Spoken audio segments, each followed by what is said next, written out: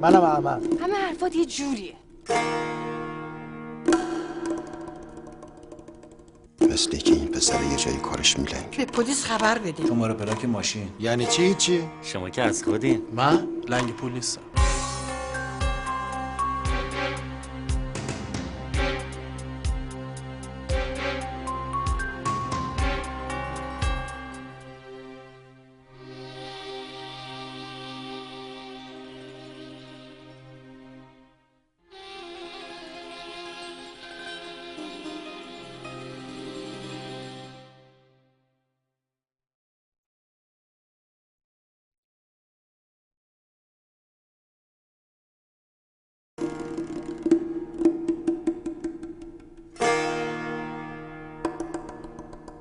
منم احمد. باهات ازدواج نمی‌کردم. دیگه تو جای پدرشی. ببند اون دهن تو.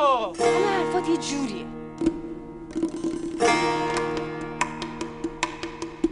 مطمئن باش پیدا میشی. سلام جناب کاراگاه. چی کار میکنی بابا؟ هیچی کارتون. یعنی تو آخرش هستی؟ شکایتم کردین دیگه. عاقبت منو به خیر کنه. سرکار داره میاد. مثل که این پسر یه جایی کارش میلنگ. نمیدونم. به پلیس خبر بده. شماره پلاک ماشین. یعنی چی؟ شما که از خودین. من لنگ پول نیستم.